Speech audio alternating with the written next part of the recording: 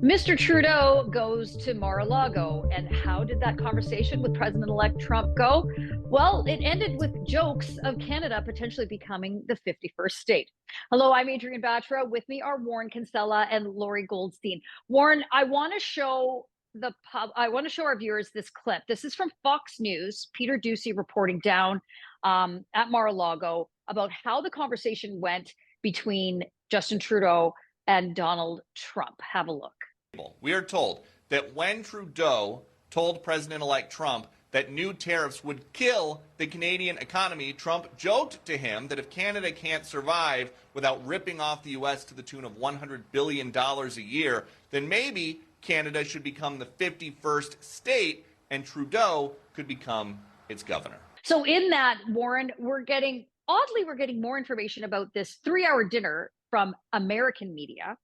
The Canadian government, they haven't even issued a proper statement, really little to nothing. The first indication we even had of the two leaders meeting was one of our reporters, Brian Passafume, seeing that Trudeau's jet was going down south, and it just kept going. It passed Washington and just kept going south.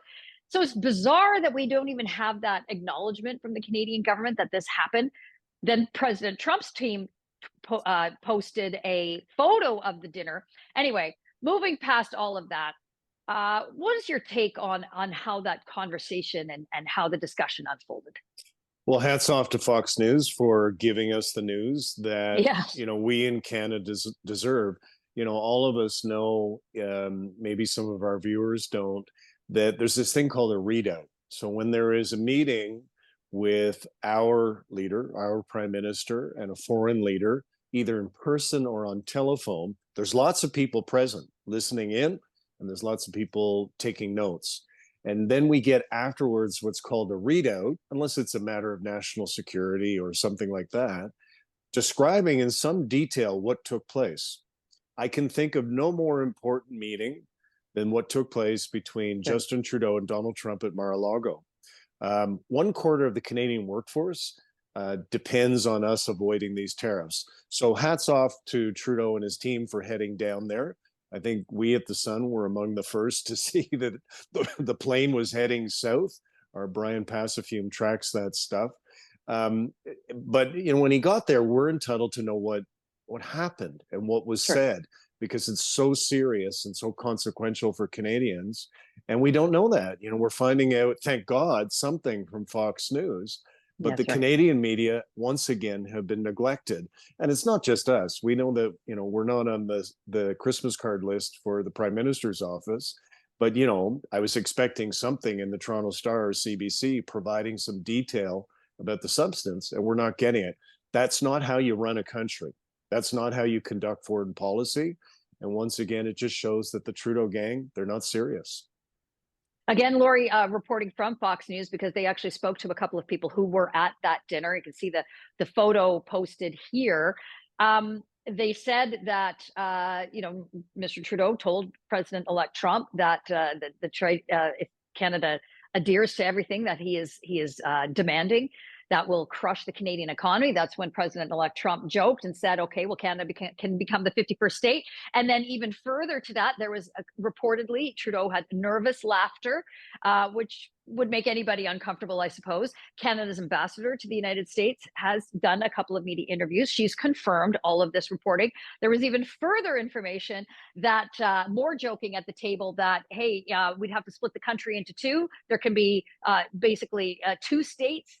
There'll be the Western Canada, that'll be the Republican side, and then Eastern Canada will be the Democratic side, and Justin Trudeau can be the governor. Aside from the fact they clearly don't know how our political system works, that's besides the point. The joking in jest about the 51st state is not new, and that's happened before. Gerald Butts, who used to be a senior advisor to Justin Trudeau, has said, oh, Trump did that in his first go around and when he was elected in 2016. But aside from all of that, we are the first at The Sun to criticize heavily Justin Trudeau. But to his credit, as Warren said, he did go. He made it, to the best of his ability or inability, he made our case, whatever that looks like. Do you think that there will be any action from the Trudeau government on some very real issues that Trump has brought up? Well, our government is saying they will. Yeah. On that point about Canadian versus American, anyone who's covered both countries, have been down there, is pretty astounded by the relative openness of American officials. That's right. I mean, I was down there. I was just a normal reporter on a couple assignments, and you actually had information officers giving you information. You know, not asking for an email or anything, but just saying, yeah, here's what's on about that. In terms of look, first of all, I agree. It was a good move for him to go to the United States and to, I think, partially try to repair the personal relationship between Trudeau and Trump, because, you know, it didn't end well the last time. And also, presumably now, all of those Liberal MPs won't be putting out social media stuff comparing Pierre Poilievre to Trump as a bad thing. I mean, that silliness hopefully will stop. But on the substance of it, I mean, we got two things. We got that, well, they had a good discussion about, and then he listed off, you know, some of the major concerns about border security in terms of illegal migrants and drugs and all that, and, you know, the free trade deal. So we had that. But then we also had, when the 51st state came out, and now the picture of Trump with the Canadian flag looking sort of out at what I presume is some part of Canada, maybe. It's actually the Matterhorn. It's the Matterhorn. There you go. Yeah. Well, there you go. They don't know very much about the it. Matterhorn. Yeah, but now it's like, oh well, but isn't that wonderful that Trump? We're prepared to kid each other. Yeah, okay, we're prepared to kid each other, but as Warren said, this is serious business. Of course. So what I'm interested in is, okay, what are you doing to satisfy him on the border? The government says it is doing some things. It's going to, you know, it's going to increase personnel patrolling the border. Okay, that good.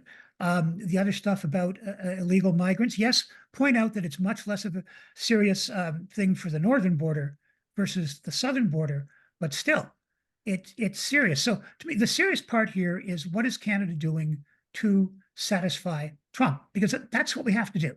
And we, you know, you can go a million ways about how we got here, but that's how we got here.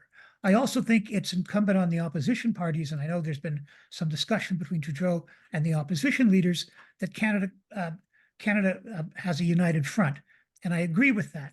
That doesn't mean that the opposition parties can't continue their role of questioning the government, opposing initiatives but look, on this issue, all of us are or should be on the same page. We support our government. We believe that the 25% tariff is unreasonable. It will damage Canadians, and it will damage Americans. So I think our government has to make the case to the border state governors who understand this in the United States about the damage the damage this could cause. And you have to make the case calmly and rationally. So, you know, we've yet to see how it goes. And at the end of the day, all that matters is not pictures and all that. All that matters is results. You know, Warren, I think part of the anxiety here on this side of the border is that it's the Trudeau team that is at the bargaining table, so to speak. And yes, I know that they went through the trade negotiations with NAFTA in the first iteration. USMCA is coming up again for renegotiation. But the concern is that we have a pretty unserious federal government here, and one that's on its last legs, so to speak, and will likely be out of office in less than a year. And that it will probably be a Poilievre conservative majority government that is going to be have the relationship with the United States government. I'm curious how your take is on how Pierre Poilievre has been handling the announcement from Trump on the 25% tariffs. I thought he's been excellent, and I said so in a column. You know, I've been very critical of him in the past, as both of you know, but I thought he was excellent. He came out and he said, this is completely unreasonable. If I'm prime minister, I will respond, if I have to, with retaliatory tariffs. This is not on. This is too important. And so I thought he was excellent. And, you know, that I think makes the case for what you're saying. We did, you know, Dominic LeBlanc is issuing tweets saying we need a Team Canada approach. It's like, yeah, duh, we do. So why don't you guys pick up the phone and speak to Pierre Poilievre, who all of us know is going to be the next prime minister, and say, let's have a Team Canada approach. Substantively, what Trudeau and Poilievre are saying is not that different. They're both saying it's unreasonable, and they're both saying, with reluctance, if I have to, I'll respond with retaliatory tariffs.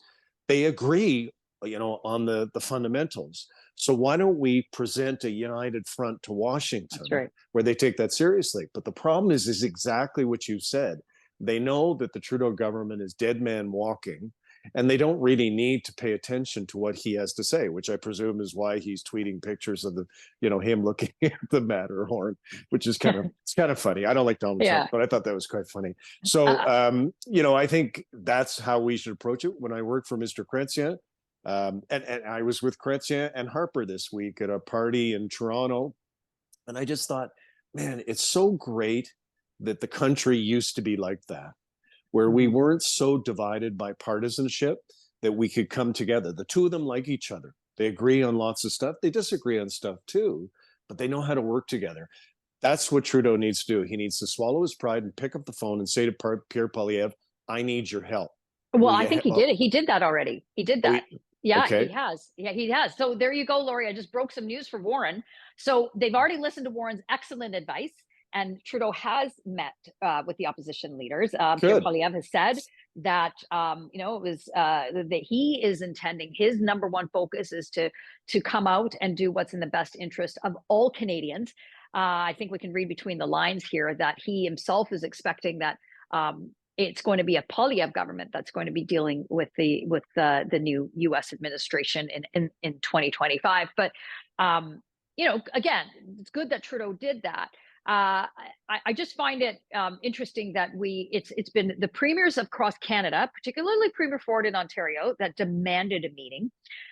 The Premier of Quebec, the Premier of Alberta, they're all saying, this is what we are doing. We're putting out our police enforcement at the borders. We're putting out drones. We're putting out air helicopter assets around the border. It's been the provincial response, not a national response. A last word to you on this. That is not sustainable because, as Warren has rightly pointed out, it's got to be a united response. Yeah, like for example, when Ford said, "Okay, let's keep Mexico out of the deal," that's sort of okay. Wait a minute, that has all kinds of other implications. So yeah, they have to speak with one voice, but the political reality is it's very different from the last time Canada negotiated the Mexico-Canada-U.S. agreement. It was early days of Justin Trudeau. His numbers were skyrocketing. The country was united behind him. There was real fear of Donald Trump. It's now 4 years. It's now it's a long time later, right? And now it's like the prime minister is, and I don't mean to be disrespectful, but politically we all know he's a dead man walking. Yeah. We know that. So it's particularly important that all the parties, put aside partisanship to some extent and work together. Because the important thing for me is the messaging that Poilievre is going to give, because the Americans know, in all likelihood, that's the person they're going to be dealing with. And so, it is a strange situation, but you almost have this. Yeah, this fellow's our prime minister, but he's not going to be for very long. And when you negotiate the Mexico-U.S.-Canada agreement, in all likelihood, it's going to be Mr. Poilievre. But I do agree as well that the messages from both of them should be essentially the same. As Warren said, you can word it different ways, but it's that, look, let's remember how all this started. It started because of Trump on Truth Social putting out a tweet saying, if Canada doesn't get its act together on this and this, I'm going to pose a 25% tariff on all. So that's the madness we all have to deal with. So I think we have to give our own politicians a bit of slack, because we're responding to something that is insane.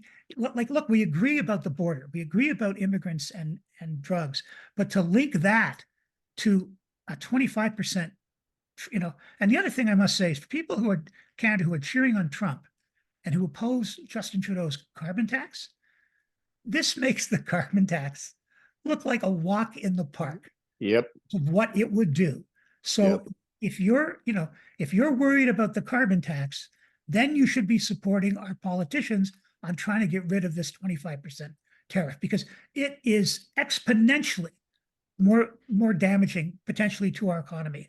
And I'm a virulent opponent of the carbon tax, but having said that, this thing, I mean, this could cause a recession. This is serious business. Absolutely. You need to remember that. In the end, at least to the current Liberal government's credit, they are working to that end to prevent a 25% tariff on Canadian goods. Well, let us know what you think in the comments below. Like this video and subscribe to our YouTube channel, and go to the TorontoSun.com. You'll find commentary and coverage there you will not find anywhere else.